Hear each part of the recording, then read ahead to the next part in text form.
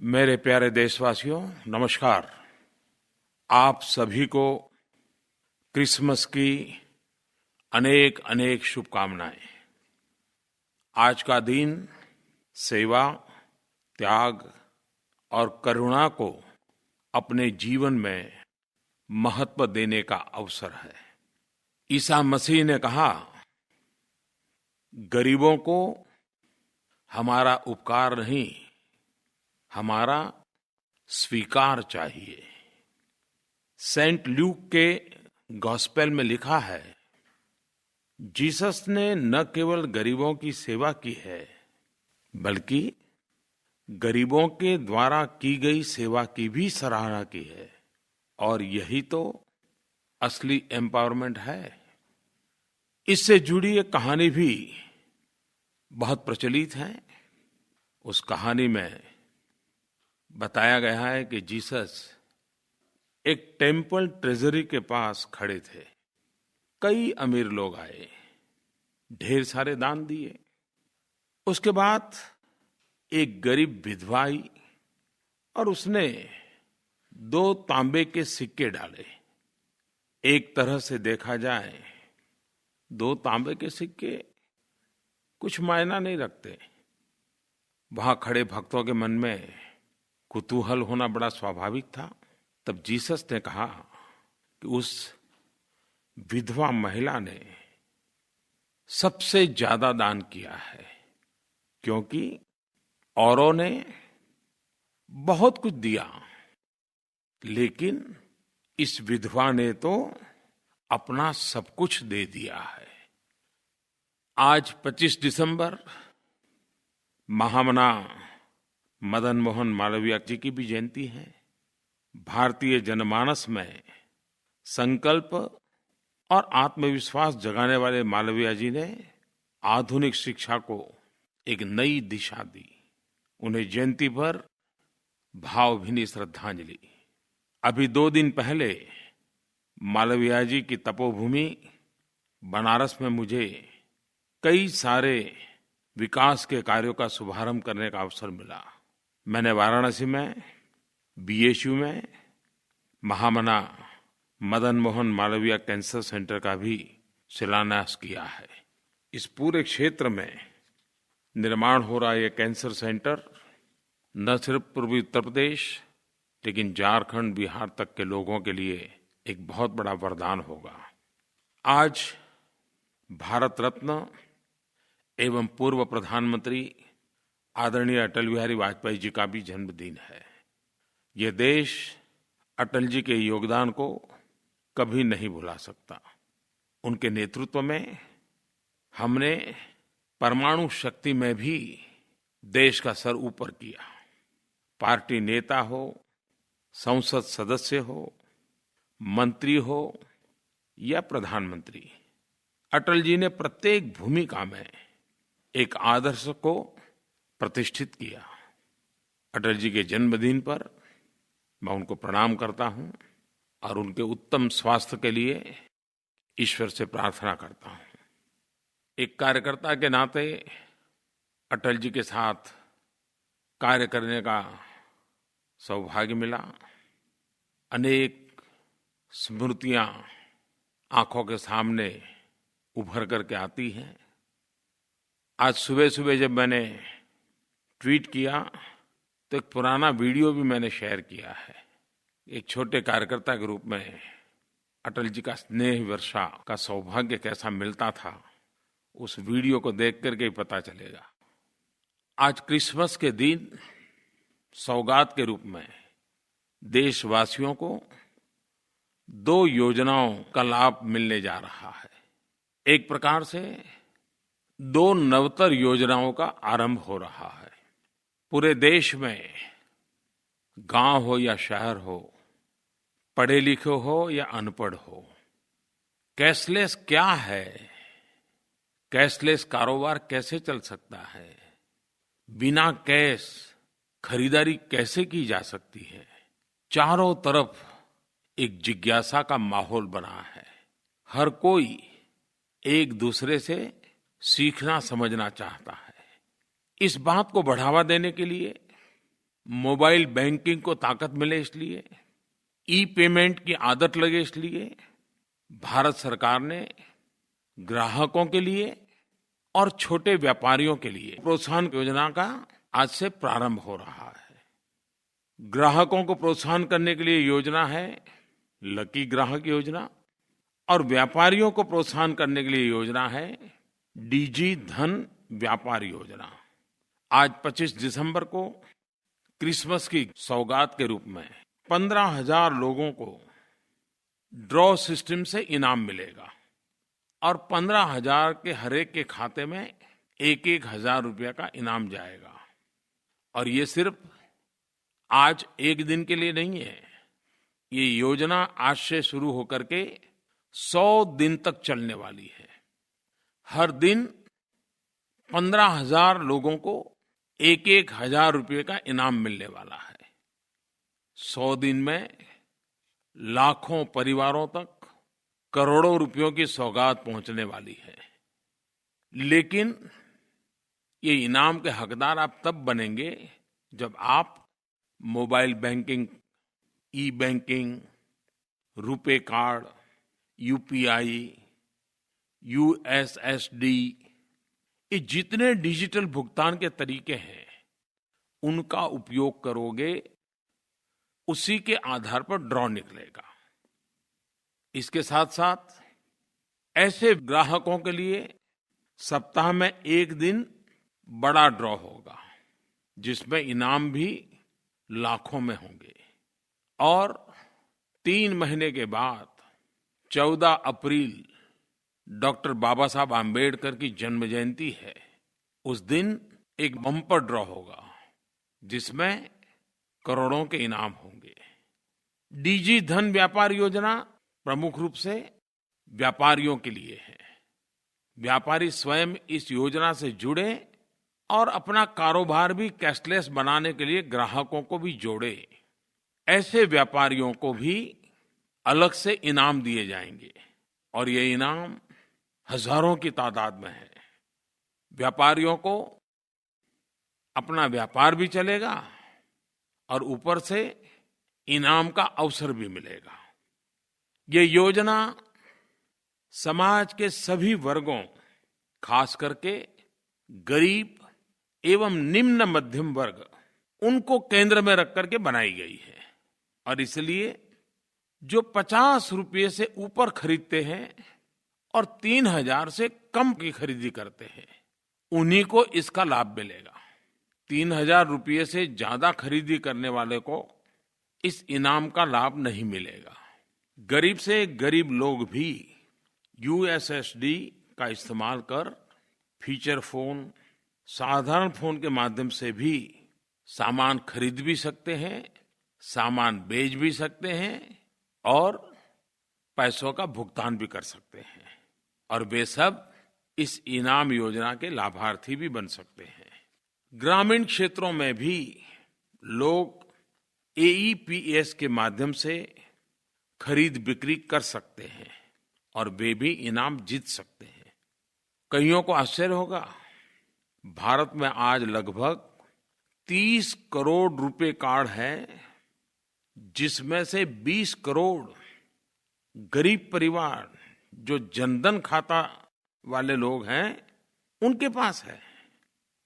ये 30 करोड़ लोग तो तुरंत इस इनामी योजना का हिस्सा बन सकते हैं। मुझे विश्वास है कि देशवासी इस व्यवस्था में रुचि लेंगे और आपके अगल बगल में जो नौजवान होंगे वो जरूर इन चीजों को जानते होंगे। आप थोड़ा सा उनको पूछोगे वो बता देंगे। अरे आपके परिवार में भी 10वीं 12वीं का बच्चा होगा तो वो भी भली भांति ये चीज आपको सिखा देगा। ये बहुत सरल है। जैसे आप मोबाइल फोन से व्हाट्सएप भेजते हैं ना, उतना ही सरल है। मेरे प्यारे देशवासियों, मुझे ये जानकर के खुशी होती है कि देश में टेक्नोलॉजी का उपयोग कैसे करना, ई पेमेंट कैसे करना, ऑनलाइन पेमेंट कैसे करना, इसकी जागरूकता बहुत तेजी से बढ़ रही है। पिछले कुछ ही दिनों में कैशलेस कारोबार, बिना नगद का कारोबार 200 से 300% बढ़ा है। इसको बढ़ावा देने के लिए भारत सरकार ने एक बहुत बड़ा फैसला लिया है। ये फैसला कितना बड़ा है इसका अंदाज तो व्यापारी बहुत अच्छी तरह लगा सकते हैं। जो व्यापारी डिजिटल लेन-देन करेंगे, अपने कारोबार में नगद के बजाय ऑनलाइन पेमेंट की पद्धति विकसित करेंगे, ऐसे व्यापारियों को इनकम टैक्स में छूट दे दी गई है। मैं देश के सभी राज्यों को भी बधाई देता हूं, यूनियन टेरिटरी को भी बधाई देता हूं। सबने अपने-अपने प्रकार से इस अभियान को आगे बढ़ाया है। आंध्र के मुख्यमंत्री श्रीमान चंद्रबाबू नायडू के अध्यक्षता में एक कमेटी भी बनाई है जो इसके लिए अनेक योजनाओं पर विचार कर रही है। लेकिन मैंने देखा कि सरकारों ने भी अपने तरीके से कई योजनाएं आरंभ की हैं, लागू की हैं। किसी ने मुझे बताया कि असम सरकार ने प्रॉपर्टी टैक्स और व्यापार लाइसेंस फी का डिजिटल भुगतान करने पर 10% छूट देने का निर्णय किया है। ग्रामीण बैंकों के ब्रांच अपने 75% उपभोक्ता से जनवरी से मार्च के बीच कम से कम 2 डिजिटल ट्रांजैक्शन करवाते हैं तो उन्हें सरकार की ओर से 50,000 रुपये इनाम मिलने वाले हैं। 31 मार्च 2017 तक 100% डिजिटल ट्रांजैक्शन करने वाले गांवों को सरकार की ओर से उत्तम पंचायत फॉर डिजी ट्रांजैक्शन के तहत 5 लाख रुपए का इनाम देने की उन्होंने घोषणा की है। उन्होंने किसानों के लिए डिजिटल कृषण शिरोमणि, असम सरकार ने ऐसे पहले 10 किसानों को 5,000 रुपया इनाम देने का निर्णय किया है जो बीज और खाद की खरीद के लिए पूरी तरह डिजिटल भुगतान का इस्तेमाल करते हैं। मैं असम सरकार को बधाई देता हूं, लेकिन इस प्रकार से इनिशिएटिव लिए सभी सरकारों को बधाई देता हूं। कई ऑर्गेनाइजेशंस ने भी गांव गरीब किसानों के बीच डिजिटल लेन-देन को बढ़ावा देने के कई सफल प्रयोग किए हैं। मुझे किसी ने बताया GNFC, Gujarat Narmada valley fertilizer और केमिकल लिमिटेड, जो मुख्यतः खाद का काम करता है, उन्होंने किसानों को सुविधा हो इसलिए 1000 पॉश मशीन खाद जहां बेचते हैं वहां लगाए हैं और कुछ ही दिनों में 35,000 किसानों को 5 लाख खाद के बोरे डिजिटल भुगतान के माध्यम से कर दिए। और ये सब सिर्फ 2 हफ्ते में किया।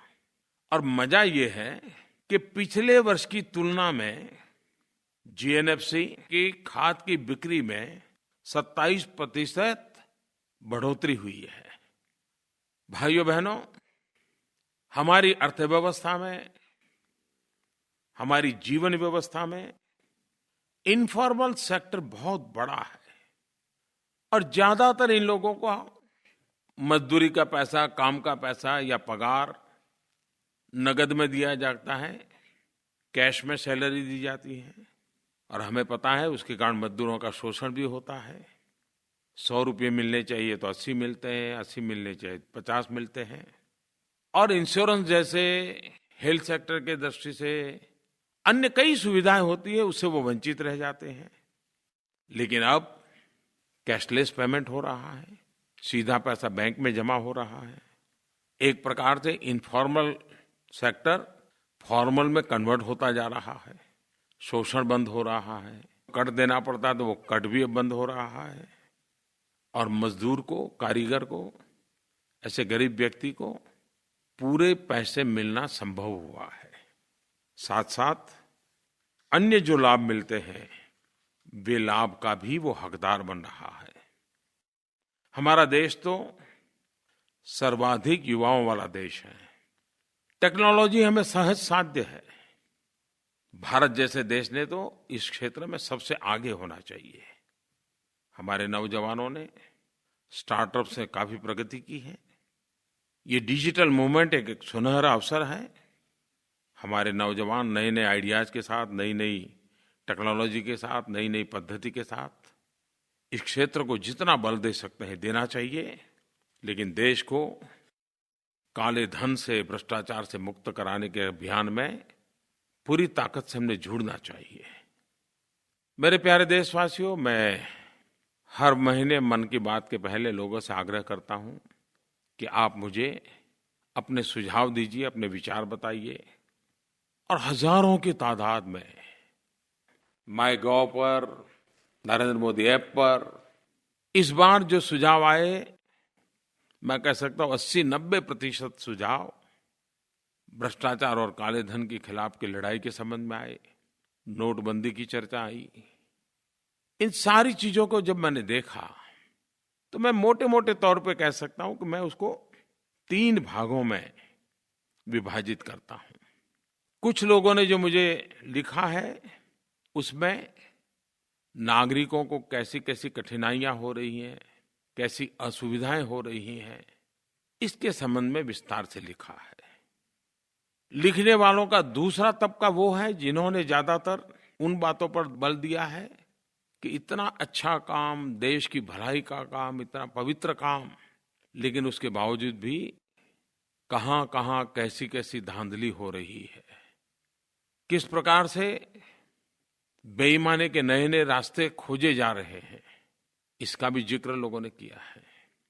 और तीसरा वो तबका है जिन्होंने जो हुआ है उसका तो समर्थन किया है, लेकिन साथ-साथ ये लड़ाई आगे बढ़नी चाहिए, भ्रष्टाचार, काला धन पूर्णतया नष्ट होना चाहिए, इसके लिए और कठोर कदम उठाने चाहिए तो उठाने चाहिए, ऐसा बड़ा ही बल देकर के लिखने वाले लोग भी हैं।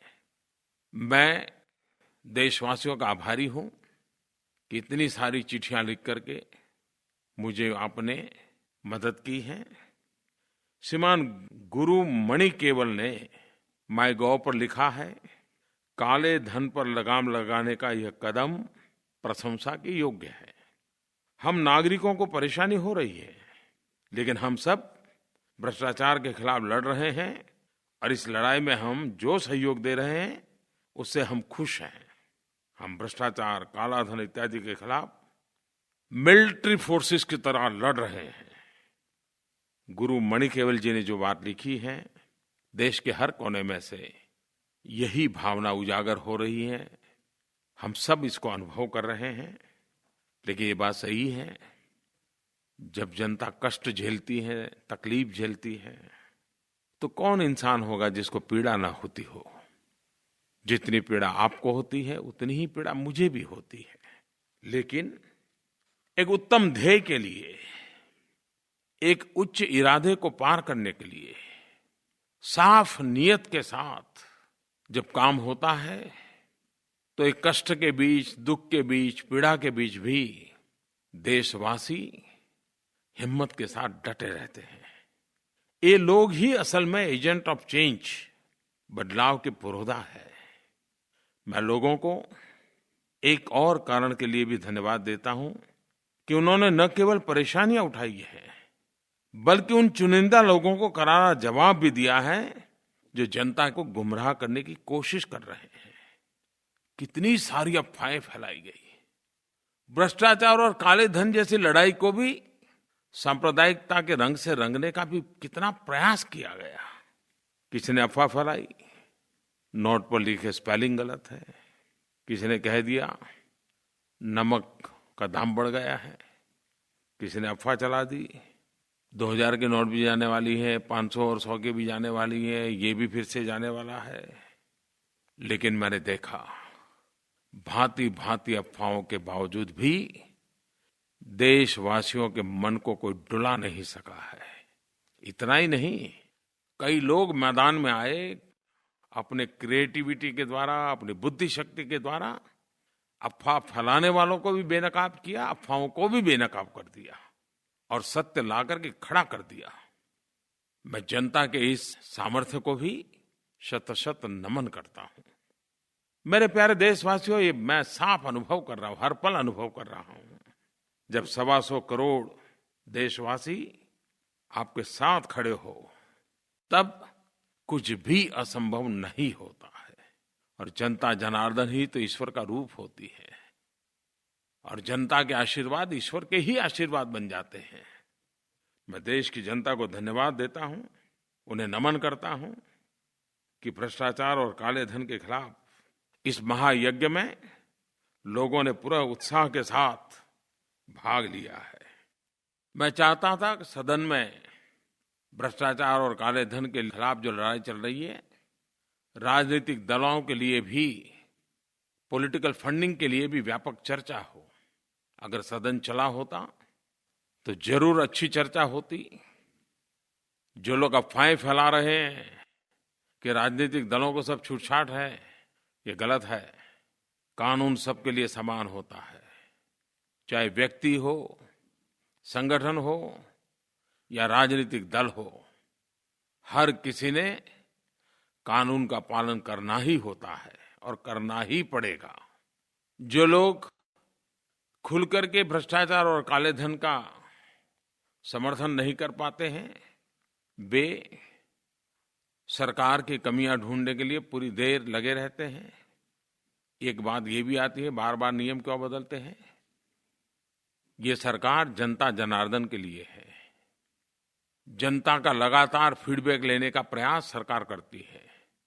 जनता जनार्दन को कहाँ कठिनाई हो रही है, किस नियम के कारण दिक्कत आती है, उसका क्या रास्ता खोजा जा सकता है। हर पल सरकार एक संवेदनशील सरकार होने के कारण जनता जनार्दन की सुख सुविधा को ध्यान में रखते हुए जितने भी नियम बदलने पड़ते हैं बदलती है, ताकि लोगों की परेशानी कम हो। दूसरी तरफ मैंने पहले ही दिन कहा था, 8 तारीख को कहा था, ये लड़ाई असामान्य है। 70 साल से बेईमानी और भ्रष्टाचार के काले कारोबार में कैसी शक्तियां जुड़ी हुई है, उनकी ताकत कितनी है।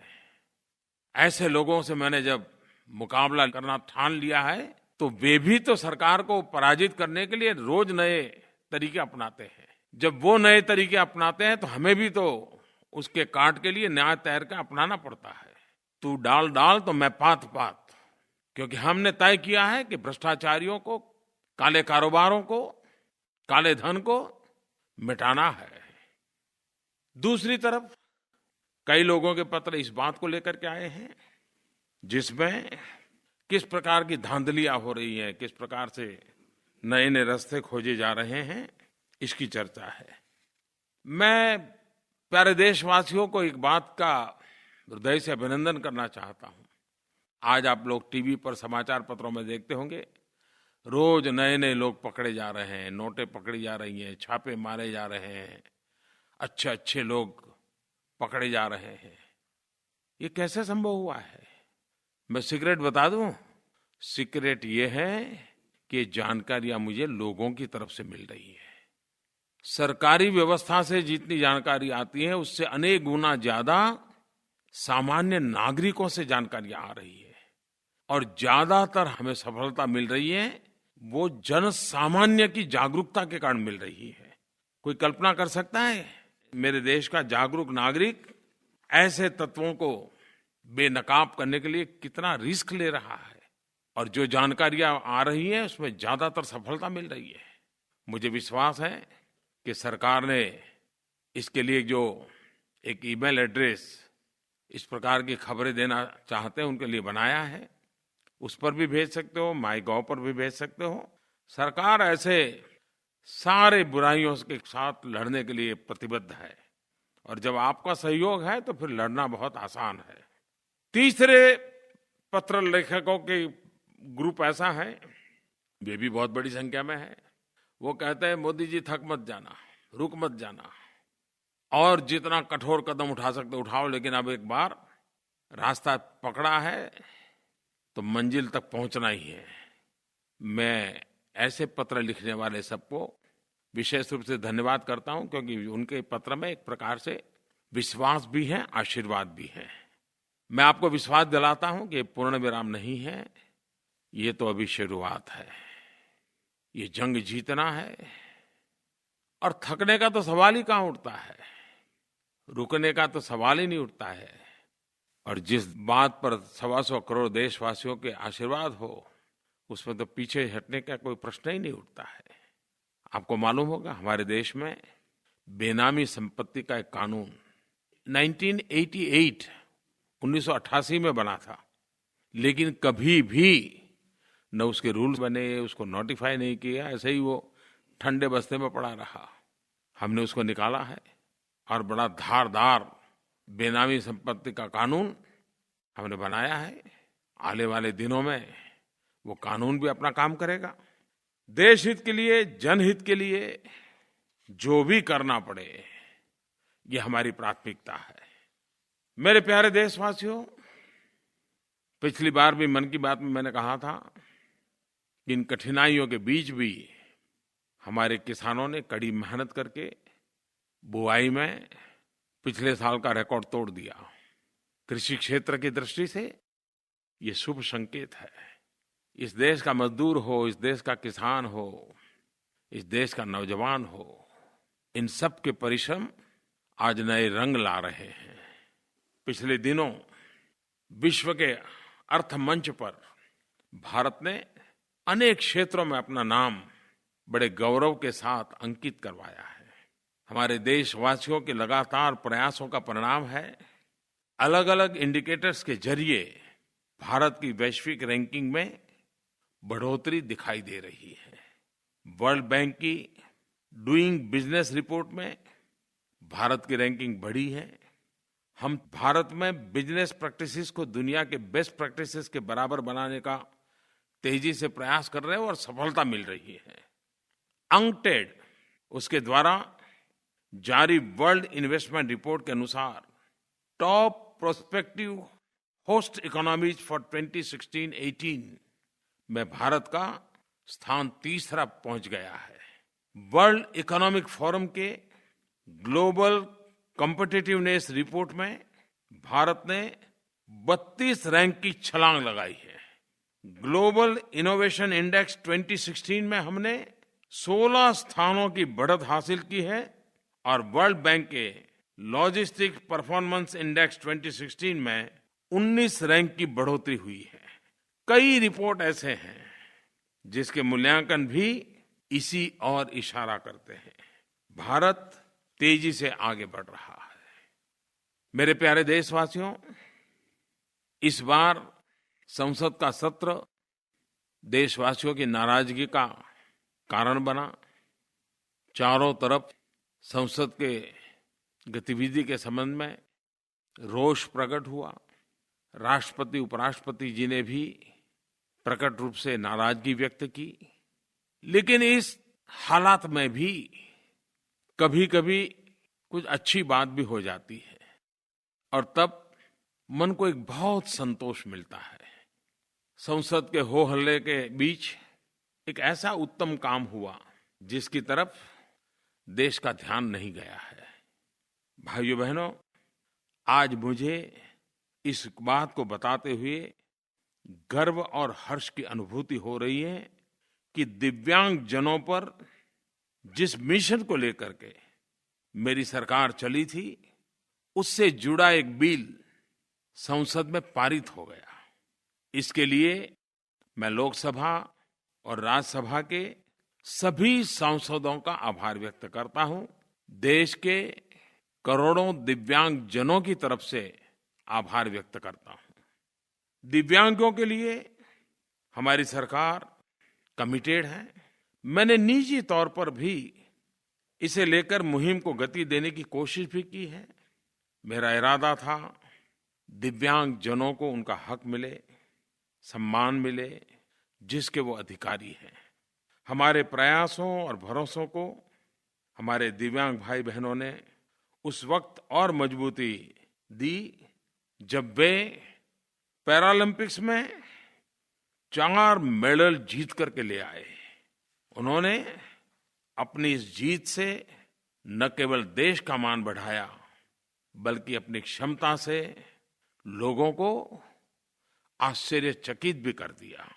हमारे दिव्यांग भाई बहन भी देश के हर नागरिक की तरह हमारी एक अनमोल विरासत है, अनमोल शक्ति है। मैं आज बेहद खुश हूं कि दिव्यांग जनों के हित के लिए ये कानून पास होने के बाद दिव्यांगों के पास नौकरी के ज़्यादा अवसर होंगे। सरकारी नौकरियों में आरक्षण की सीमा बढ़ाकर के 4% कर दी गई है। इस कानून से दिव्यांगों की शिक्षा, सुविधा और शिकायतों के लिए विशेष प्रावधान भी किए गए हैं। दिव्यांगों को लेकर के सरकार कितनी संवेदनशील है, इसका अंदाज आप इस बात से लगा सकते हैं कि केंद्र सरकार ने पिछले 2 वर्ष में दिव्यांग जनों के लिए 4,350 कैंप लगाए, 352 करोड़ रुपयों की राशि खर्च करके 5,80,000 दिव्यांग भाई बहनों को उपकरण बांटे। सरकार ने यूनाइटेड नेशन की भावना के अनुरूप ही नया कानून पारित किया है। पहले दिव्यांगों की श्रेणी 7 प्रकार की हुआ करती थी, लेकिन अब कानून बना करके उसे 21 प्रकार की कर दी गई है। इसमें 14 नई श्रेणियां और जोड़ दी है। दिव्यांगों की कई ऐसी श्रेणियां शामिल की गई हैं जिसे पहली बार न्याय मिला है, अवसर मिला है, जैसे थैलेसीमिया, पार्किंसन या फिर बौनापन। ऐसे क्षेत्रों को भी इस श्रेणी के साथ जोड़ दिया गया है। मेरे युवा साथियों, पिछले कुछ हफ्तों में खेल के मैदान में ऐसी खबरें आई जिसने हम सबको गौरवान्वित कर दिया। भारतीय होने के नाते हम सबको गर्व होना बहुत स्वाभाविक है। भारतीय क्रिकेट टीम की इंग्लैंड के खिलाफ 4-0 से सीरीज में जीत हुई है। इसमें कुछ युवा खिलाड़ियों की परफॉर्मेंस काबिले तारीफ रही। हमारे नौजवान करुण नायर ने ट्रिपल सेंचुरी लगाई, तो केएल राहुल ने 199 रनों की पारी खेली। टेस्ट कप्तान विराट कोहली ने तो अच्छी बैटिंग के साथ साथ अच्छा नेतृत्व भी दिया। भारतीय क्रिकेट टीम के ऑफ स्पिनर गेंदबाज आर अश्विन को आईसीसी ने वर्ष 2016 का क्रिकेटर ऑफ द ईयर और बेस्ट टेस्ट क्रिकेटर घोषित किया है। इन सबको मेरी बहुत बहुत बधाइयां, ढेर सारी शुभकामनाएं। हॉकी के क्षेत्र में भी 15 साल के बाद बहुत अच्छी खबर आई, शानदार खबर आई। जूनियर हॉकी टीम ने वर्ल्ड कप पर कब्जा कर लिया। 15 साल के बाद यह मौका आया है जब जूनियर हॉकी टीम ने वर्ल्ड कप जीता। इस उपलब्धि के लिए नौजवान खिलाड़ियों को बहुत बहुत बधाई। ये उपलब्धि भारतीय हॉकी टीम के भविष्य के लिए शुभ संकेत है। पिछले महीने हमारी महिला खिलाड़ियों ने भी कमाल करके दिखाई। भारत की महिला हॉकी टीम ने एशियन चैंपियन ट्रॉफी भी जीती और अभी भी कुछ ही दिन पहले अंडर 18 एशिया कप भारत की महिला हॉकी टीम ने ब्रॉन्ज मेडल हासिल किया। मैं क्रिकेट और हॉकी टीम के सभी खिलाड़ियों को हृदय से बहुत बहुत अभिनंदन करता हूं। मेरे प्यारे देशवासियों, 2017 का वर्ष नए उमंग और उत्साह का वर्ष बने। आपके सारे संकल्प सिद्ध हो, विकास की नई ऊंचाइयों को हम पार करें, सुख चैन की जिंदगी जीने के लिए गरीब से गरीब को अवसर मिले, ऐसा हमारा 2017 का वर्ष रहे। 2017